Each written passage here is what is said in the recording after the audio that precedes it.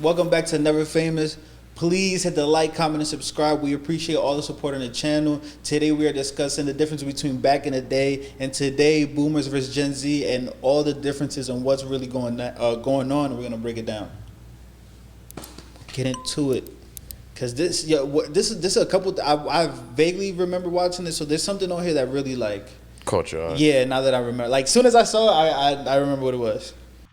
1970, the average home was $15,000. It is now $436,000. It has gone up 29 times. Rent was 108, it's now 2,000. That's gone up 20 times. College was 500, it's now $11,000. That's gone up 20 times. Gas was 36 cents, it's now 380. That has gone up 10 to 12 times. But what about the income? In 1970, the average person was making $9,000. Today, they're making $56,000. That has only gone up 6 times compared to everything else. But this is where it gets sad. In 1970, the average household had 3.5 children. Today, it's only 1.9. And the crazy part is that back in 1970, the average household, 47% were dual income. It has now jumped to 65% is dual income. So millennials and Gen those two like it was a combination of now there's more people with dual income, but they're still having less kids. That shit blew my mind. That is crazy. You know what blew my mind? It's the 3.5 kids. They're like a half child. No, that's an average. It's I'm kidding. No, that's an average. It's like between all the families, on average, it would be somewhere between 3 and 4. That was just being dumb. At a rate of almost two less kids, if you rounding up, almost two less kids. It's just crazy how the costs of things freaking skyrocketed, but and the pay to people didn't. I think the left end of this 1970 also might be like a lower end neighborhood as a 2023 side. Some of the things on there compared. Well, I guess it's on. I guess I don't it's know. Average. Yeah, I don't know. It might be the whole America. Yeah, so I don't know. But that shit is crazy. That's true. 65% dual income, but less babies are being made. Years under the household are putting in more hours than the boomers did. We're both working 40 hours a week. But you got way more bang for your buck and more children. You got to expand your family, own a house. Things are so drastically different. The birth rate is plummeting because people can't afford it. So we need to make a change so that we can turn this around. 1970. That was it. I don't know if people can't afford it. I think it's just more. People can't afford what? Well, we're just in different times now. Rather than, I mean, it is expensive to have kids, but I just think it's more, it's different now than it was back then. Like there wasn't all this LGBTQ and all this stuff as much as what it is now. I mean, but they have a loud voice. I think that factors in though. Sorry, they have a loud voice, but it really only makes up like under 10%. Like I think it's like 5% or 3% of the population in America. So it's like they do have a loud voice, but it's not really. I don't think that's what it is. I think it's just like they aren't really trying to have kids. I don't know. I'm conflicted with this video because a lot of it, I get it, makes sense. So there's inflation, so the value of things has definitely changed since then. But then there's many things that are there that he didn't mention. For example, like people's work ethic back then was very different than it is now. And there's also the ability of back then, women, in a way, even though it's not necessarily because of them, they were okay with being home and raising a family, which might have incentivized people to be willing to have a bigger family and have 3, 4, 5 kids or whatever. Versus now, both people are working, even though back then about half were also working, so it wasn't like significantly different in that way. But I don't think there's this incentive for people to want to have kids. It's more of the incentive of focus on you as an individual for longer and wait as long as possible to start a family.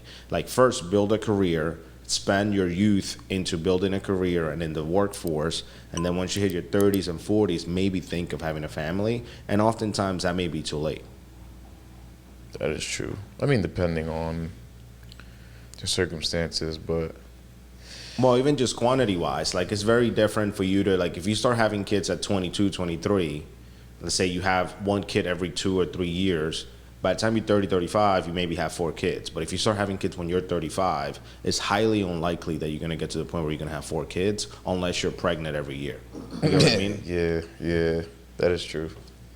And now the money-wise, the one thing that I don't think he mentioned is now we have the internet. And it opens a whole can of worms and a whole different way for you to make money. And like, I get it, things are more expensive, but the access to creating wealth has never been as open as it is today. Like, I think people were more open to working for themselves, to working for other people back then, as opposed to being an entrepreneur in the way that it is promoted now and the way you can create income. Like, it's very, very different now, the access to making money. I definitely think that there's more ways now than there was back then, for sure. I think I think it's being pushed because they're pushing like that narrative of like the independent freedom kind of thing. Like when you own your own business, you don't got to work for somebody else because you see all the bullshit that comes with working for somebody else. But also back at that time, when you worked for somebody else, you could also get all of the things that you wanted. But now you can't really get that. It's hard to this with the conversation we were having pre pod. It's hard to be able to afford a whole bunch of shit when you're not making that much money. Like, and that shit is tough to be able to try to balance all the things. In which way, though? Like, I think, like, I think that the type of things that you may want now are very different than what people might have wanted back then. I don't think people travel the world, for example, in the way that people want to do now. Like, Yeah. You get what I mean? Like, it's a whole different way of expending money. So you're getting different experiences that people back then didn't have.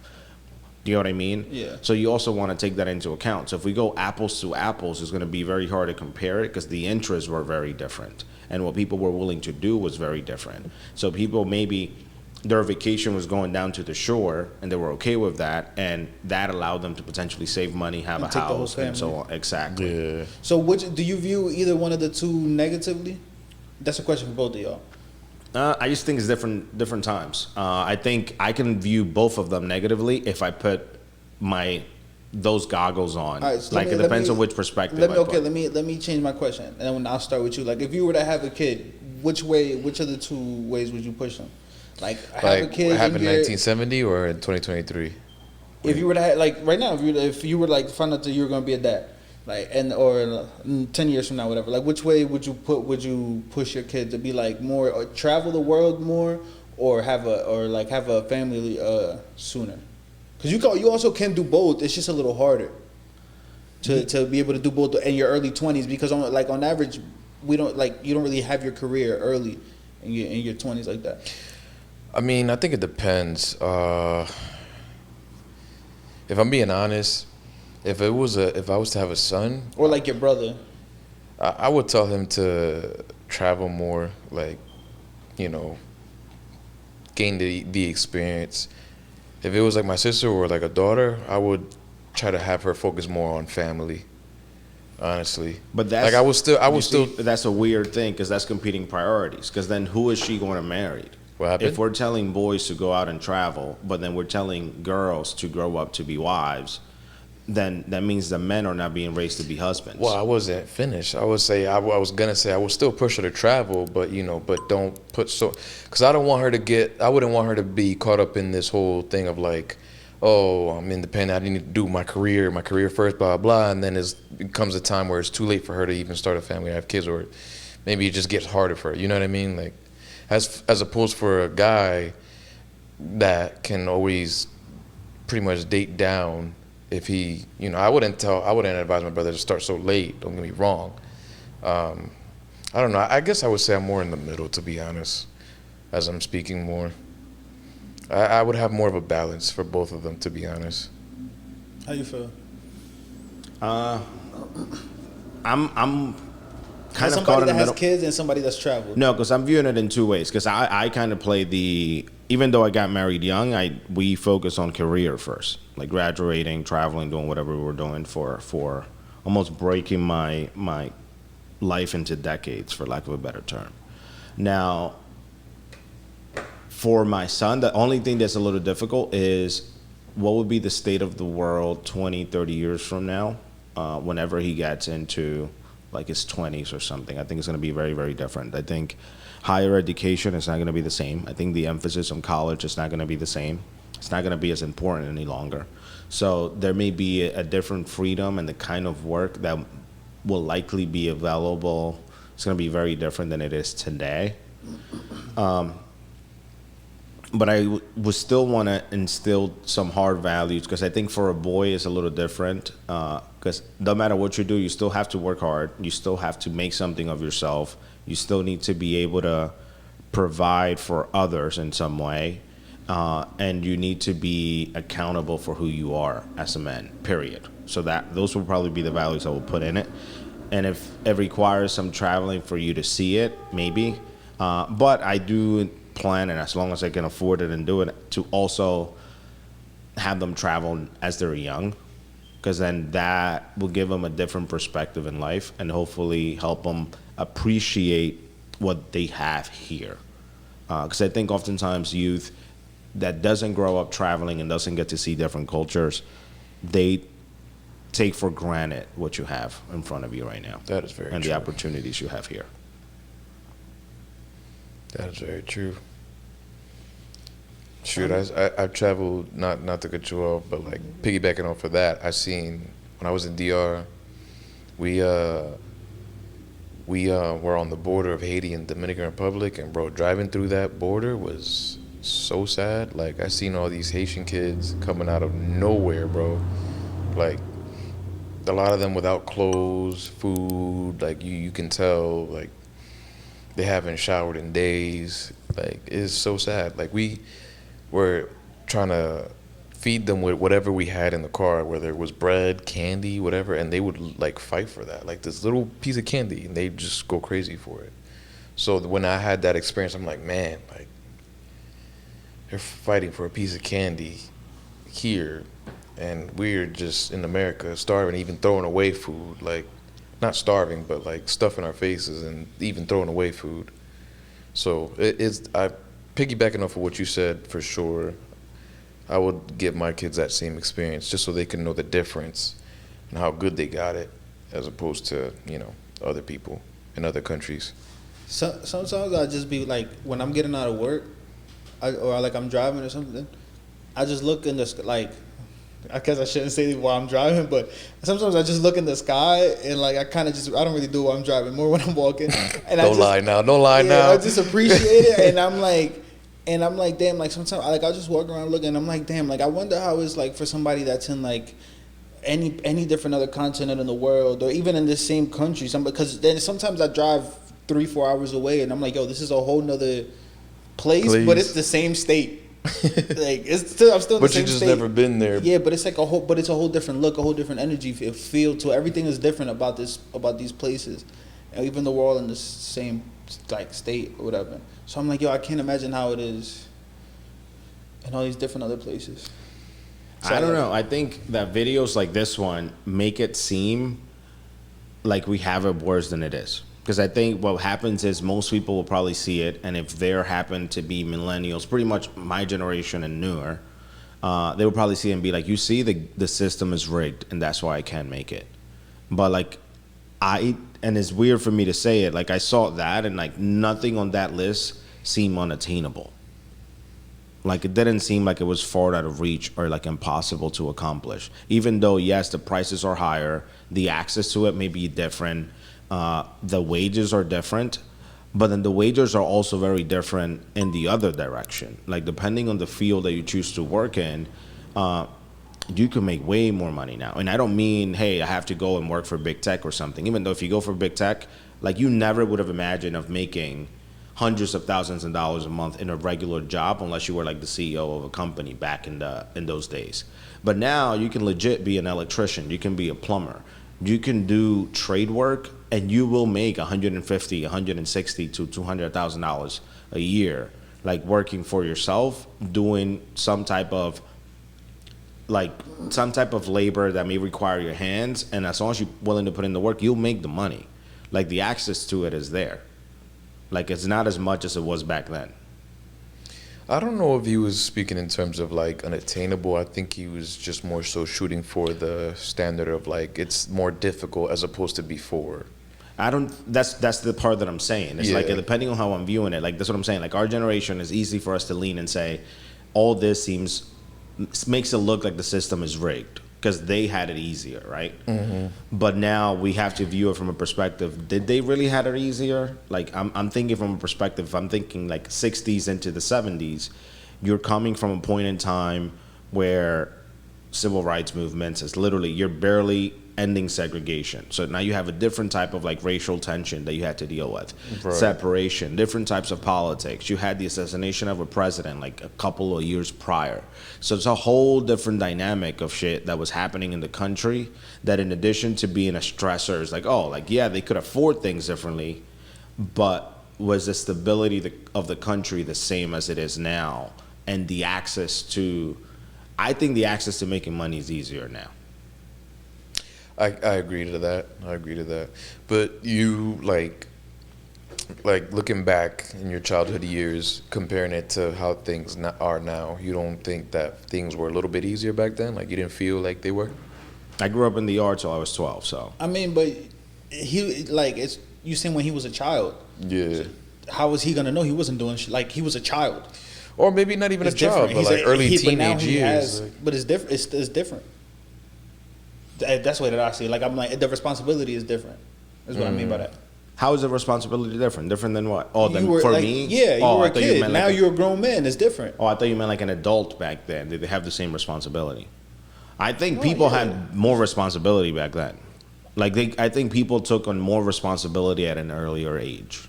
Well, yeah, they were having more kids. I and shit, agree. and I agree. buying more houses and doing more shit. So I don't think they were buying more houses. I think people were like, part of the American dream was like, oh, I want to like live life, have a family, and have a home That's what to I'm live saying. in. And I'm like, and I think right now we're living in an age where we want to portray that as being unattainable, and I don't think that it is. I think sometimes we put ourselves in situations that make it unattainable for ourselves, but we don't want to admit it to ourselves. Sometimes even just choosing the location of where we live plays a huge role in that.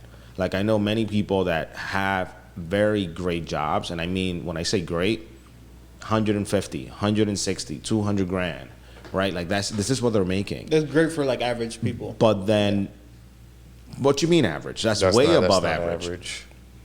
That's No, above I said average. that's great for the average person. That's great. for most people. But then they choose to live, for example, like they choose to live in the middle of LA.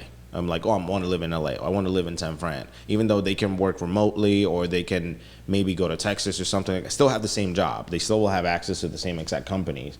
But they choose to live in a place where I have to spend $4,000 on rent a month. So, like, if you're spending most of the money you're making, it's not an issue of having access to funds. I think it's an issue of not knowing how to manage your money and overspending. I think we live in a culture where spending and buying and collecting things is applauded, as opposed to saying, maybe I save money, I put it for retirement, and I like do stuff like this. Now it's more about, I want to buy things and get access to things and spend money on things, to the point that you're always spending more than you're making, or pretty much the same. So even in that instance, you're probably living with credit card debt. And a lot of people do that. Yeah, I think it's like 70% of America has credit card debt or some shit, like a crazy ass number. But that's what I was gonna say with that number. Like, you just shouldn't. If you're making 56,000, and he said 65% of couples are together, so you figure, like, let's say they both making about the same money. They're like about 120,000 as a couple. Don't go for a $400,000 house. Get a $100 and something thousand house, like whatever, something that you can afford. Like, you don't, because that's like, to go off your point as well. Like, people, they living past their means and shit. They don't know how to. Correct. And I think sometimes we get stuck with saying, oh, buying a house is unattainable, because I'm like, I want to buy my dream home as my first home or something like that. You get what I mean? So in their mind, they're like, oh, I don't want to buy a $200,000 home that I can afford and I can live comfortably in. I want that $450 home or that $500,000 home that I may not be able to truly afford, or I will struggle to kind of maintain it. And I think we don't speak about that as much. Like, we are even to the point where we're glorifying access to, I don't even want to say, because people call it funding. And there's a bunch of people on social media saying, get a credit card, pull $50,000 from it and use that as funding. But for like cribs and shit. for whatever. Yeah, but then you're like paying 17%, in some cases 25, 26% interest rate on that. And what if for some reason some of the stuff that you do didn't succeed in the way that it was planned? When you do that shit with 5, 6, 7, 8 different 9 different credit cards, now you're carrying $300,000 in debt and a hard way to repay it. And most people don't tell the stories of those who might have failed at it. You only hear from those that did it and succeeded, which I understand. But I think there is an opportunity to educate people to make better financial decisions. Not saying that it's harder. If somebody out there, if you're in the Philadelphia area, if you lost over $300K from credit card debt, please DM the Never Famous Podcast. We want to talk to you. If you lost or you owe. Yeah, you owe. What you know what I mean, motherfucker? They calling you. They on your ass, bro. We're not helping you, but we would just we're not trying to pay that shit off. We broke as fuck. We are not trying to pay that shit off. We just got some questions for you how to avoid that. We don't want that for ourselves. Yeah, nah, we don't want that Nah, but I don't know. I feel like those people have also failed, but they failed enough times until they succeeded. I don't think, like, there's people that fail, right, and then just stop trying after the failure, but there's people that fail and keep going. So I don't think all those successes are people who didn't necessarily fail in their journey of doing that, you know? No, I'm not saying that. I'm absolutely not saying that. All I'm saying is that I don't take it as a negative, saying, oh, in the 70s or 60s, things were so much more affordable, and that's why people were able to have a home and have a family and so on. I think it's more of like, we do not value having a home. We do not value having a family right now. Because if you did, you will find a way to do it. You will find a way to make it. You will find a way to make it happen. The same way many people be like, oh, I want to go to school, and they're prioritizing their education, which is okay. You find a way to pay for it, even if it means taking student loans. The reason you're making that work is because that's what you prioritize in life, and you found a way to do it. So now, since we're already talking about the old versus now, I want you to check this out, since we're on the same vein, and tell me your reaction to it. Gym class looked like in the 1960s. This footage is from one of the 4,000 U.S. high schools that followed La Sierra's physical education program that was pushed to be the standard model by JFK. According to the La Sierra physical education standards that were outlined in their 1966 handbook, the minimum push-ups that a student should be able to do is 16, and they should have at least a 7.5-minute mile run. Considering most modern Americans struggle to even complete 5 push-ups, this 16 minimum is quite shocking. The top group that was outlined in the handbook is Blue Team, and to be a part of this, you had to be able to perform 12 handstand push-ups and at least 14 pull-ups, which are crazily impressive standards. Considering 1 in 6 modern American children have obesity, it is a shocking sight to see how seriously fitness and health were being taken in the 1960s, and how even the president was helping push forward this higher standard of physical education in school. Many people wonder if America as a country will ever return to a place even close to this. But considering the trends in obesity and the culture shift of America, it continues to seem unlikely. This is what they talking about when they say make America great again. This is what the fuck they talking about. They're not talking about that racist shit. This is the kind of shit that they got to put back in schools, bro. Because they do still have the mile test, and they do still have a push-up, sit-up test. At least when I was in school, which wasn't that long ago. But damn, that shit fucked me up. That's kind of long ago now, bro. It was like 10 years ago, bro. I'm not that old. But this is the kind of shit that I feel like we need. But even more, like a lot of the shit that was in this video, I've never done in life, period. Yeah. Especially not in school. And I think that should be added, like some form of some more physical activities. Because we eating bullshit in school. Like 1 in 6 kids are obese. And then I like the rate in adults, I think is like 40% of adults, American adults, are obese. Yeah. Dang. People are shocked. So this is, I feel like it was right in contrast with what we were talking about, but it's a whole different take on it. Like I see this, and I think we should have some of this, but I feel like if you were to bring this into any type of political situation where you say, oh, maybe we should have requirements for kids to graduate high school or something, people will probably go nuts. But why is it political? What is political? What is? Because if it's going to be part of public education, it needs to come through some form of political kind of, I don't want to say mandate, but some kind of regulation needs to pass, because that's what happens in current public schooling. Like the curriculum, it is kind of approved by the state and like the education board and whatever the case might be. I mean, but the education board, like, I would assume it's not really nothing to do with policy, like with politics. I don't mean at that. Yeah, it does. I don't mean it like politics, like at the federal level. Even though if it's something that it comes from the federal level, it may not be a bad thing either. Because why would they argue about it politically? Like right now, because If they were to make that a mandate in school, I guarantee you that right now. Let me put on a hat of. Hold up. Let me find a way to say that this is oppressive. Cool. This is probably you can come with the approach of this is fat shaming. Like you're shaming someone for being fat or not being able to do something or not being able to have the same physical standard. It may be body shaming. It may be if you're not able body or something like that. Like there's a list of potential excuses that somebody can bring forth to say because of what would have been at one point a minority, people that were kind of unable to do these physical fitness. Now it's probably the majority. They cannot have this be the standard for all. y'all don't think it's crazy when we're seeing like all these people in their 20s and shit, like getting heart attacks and dying and shit. Like I don't like all these big 600 pound, 400 pound motherfuckers, like young as fuck, bro, 20s, 30s, young people dying, obese, and cancer, and all this kind of bullshit. It is crazy, but at the end of the day, it's their choice. It's not. I think this is the part that I don't want to say is 100% their choice, because if you're a kid and you grew up where all you ate was fast food and like that's what you had access to, and it's hard for me to blame you as you get into like your late teens, early 20s for you to change that, because that was your normal growing up.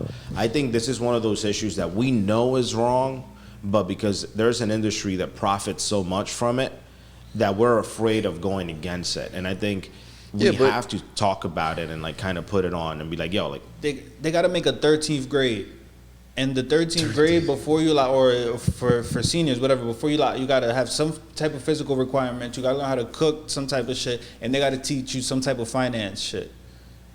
My thing like is actual, though, like the 13th. I'm sorry, the 13th grade. It has to be like life, because after you graduate high school, you spend your whole life in the system from when you were 4 or 5 years old. I feel like it should be throughout the whole school. Like, no, but at least like some type, like, because Should be now in all you're a grades. senior, and so now you're going out to life.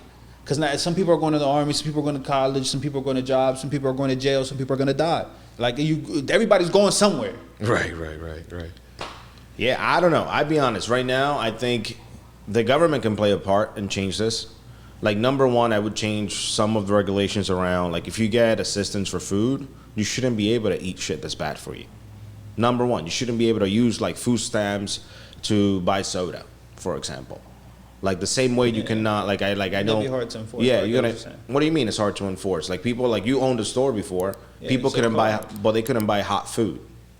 Yeah. Technically, you know what I mean? Systematically, they were not allowed to do it, and if you sell them hot food with it, you could potentially lose your ability to take food stamps. If you do the same shit for food that's terrible for you, then that should be the way to do it. Like, that's one easy way to do it, because that will opens the doors to do a couple of things. One, that will force businesses to say, oh, if I want to be able to participate and get money from food stamps, then I need to have healthy choices for people to buy in these neighborhoods that usually buy from like grocery stores and bodegas and stuff like that. Who defines what healthy is, though? Because that's still the problem. That they saying a lot of shit is healthy, quote unquote healthy. That's not healthy. They like, so who's gonna decide it? Like, we know what are some basic things that are decent for you. Like, you know, but not everybody doesn't like agree on we that know. So you can tell me, you can prove to me that soda is good for you. Me personally, no, I cannot. No, but somebody at Coke and Pepsi, they could that's what sell sell you the that shit shit like out a there. motherfucker. They gonna be like, yeah, I would drink this shit every day. This is the healthiest thing for you. Like, so that's what I'm saying. Like, everybody's not. They're gonna find a way to push against that, because the biggest companies in the world aren't gonna let you just stop selling like their I'm not products. saying you stop selling it. I'm not. That's not what I said. You continue to sell every product. What I'm saying is, government funds that are meant to aid you shouldn't be used for things that are going to be detrimental to your health in such a way. And like right now, especially like we've been in a grocery store, like literally I've seen the things that people do. Like I've seen people come into the bodega, not even brush their teeth, and they're coming to buy chips and soda for breakfast. Yeah, that's disgusting. You get what I mean? That's what I think it's a real like percent of money lost that it'll affect them enough to where they're not gonna want to let that happen. Is what I was trying to say. The large companies that are. I know the corporations are going to fight for it, but I think at that point, this is not the corporation. That this is something that we should do as a society push for. And like these are some of those things that I'm like, I think if the government really cares about the health of their citizens, then we should try to make us healthier. Because I think right now, a lot of people complain about our healthcare system. I think our healthcare system is not as bad as people want to put it, but then we are like a disease to the healthcare system because we have so many people dealing with like obesity and like heart issues and like diabetes and things that people are developing now when they're 12, 13, 14, which is crazy to say out loud. Yeah. Like, and I'm like, why would we continue to like push that as something that we should look at as normal? That shit ain't normal. No, you're right. It isn't. But at the same time, if you think about it, like, talking about adults here, like, adults are old enough to know right from wrong, usually. And they still make the choice of being obese or following the acts towards that. You know what I mean? No, I get it. And that's what I'm saying. Like, we shouldn't force so much adults because they kind of, like people in my generation. But where do you think the kids get it from? No, that's what I'm saying. Like right now, the people in my generation, we grew up with all these terrible choices. Like school lunches weren't the healthiest and the best for you.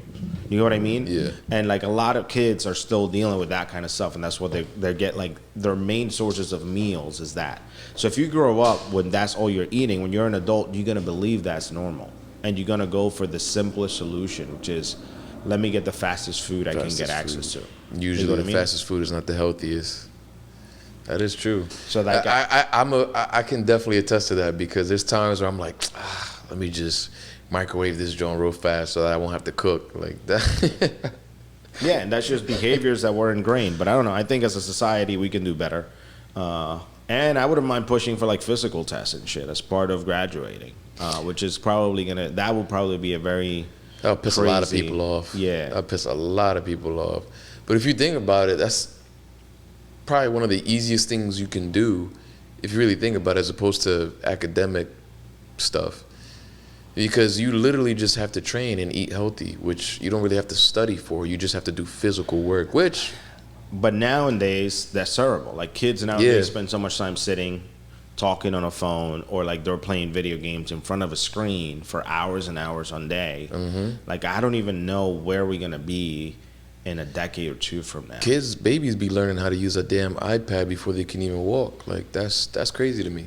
Yeah, I don't know. So like there's certain things from the past that I don't think are bad.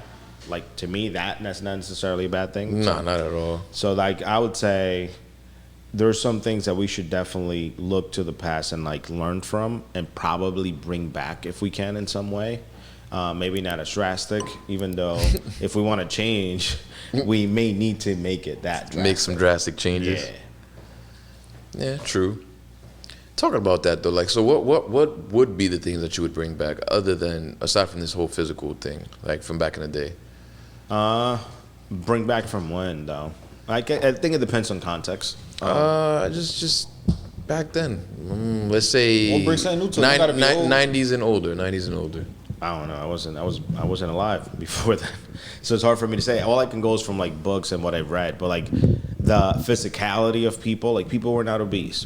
People were not walking around obese, and the reason being is probably the food they had access to, and people were more physical, and they moved more, and they were incentivized to move and get things done.